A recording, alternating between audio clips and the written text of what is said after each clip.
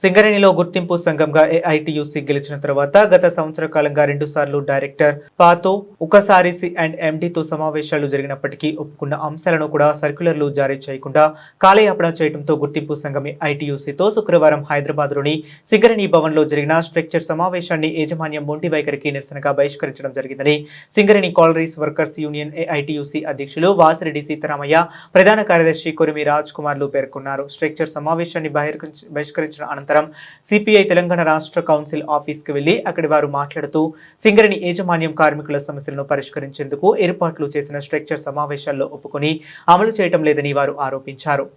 ఈ రోజు ఉదయం 11 గంటలకి సింగరేణి భవన్లో హైదరాబాద్లో స్ట్రక్చర్ సమావేశం ఏర్పాటు చేశారు.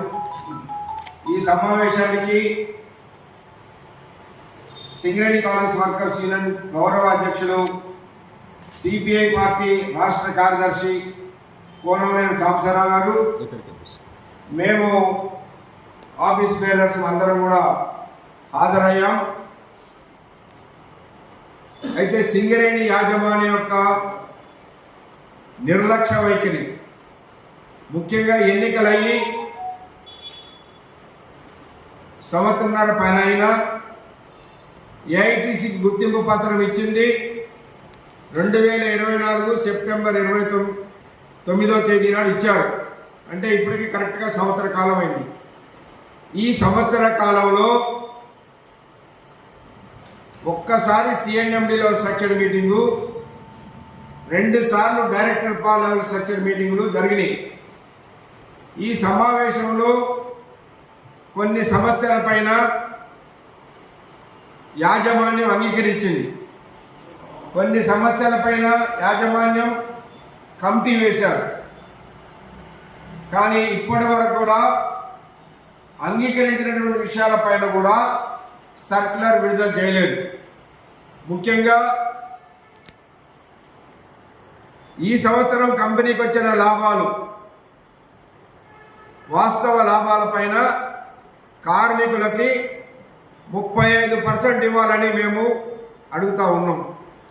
వాస్తవ లాభాలు చెప్పమని 2 నెలలుగా ఆగస్టు 24వ తేదీ నాడు బోర్డు మీటింగ్ జరిగింది. లాభాలు ఎన్నొచ్చినాయో బోర్డులో చర్చించారు. కానీ ఇప్పటి వరకు కూడా వాస్తవ లాభాలని తెలియపరచడం లేదు. అంటే ఈ రాష్ట్ర ప్రభుత్వం సింగరేణి యాజమాన్యం కలిసి వాస్తవ లాభాలు చెప్పకుండా కుట్ర చేయాలని చూస్తున్నారు. అందుకే జరగాల్సిన స్ట్రక్చర్ మీటింగ్ ఈరోజు మేము బహిష్కరించడం జరిగింది. దీనికి ప్రధాన కారణం యాజమాన్యానికి నష్టం లేకుండా ఏదైతే ఒప్పుకున్న వాటిని కూడా అమలు పరచలేకపోవడం వల్ల కార్మికులు తీవ్ర ఆందోళనలో ఉన్నారు. ఉదాహరణకు ఈరోజు మైనింగ్ స్టాఫ్, ట్రేడ్స్మెన్లు సూటబుల్ ఎంప్లాయ్మెంట్ ఉంది. దీనివల్ల ఆ కార్మికులకు నయా పైసా లాభం లేదు. ఎందుకంటే వాళ్ళు సర్టిఫికెట్ హోల్డర్స్.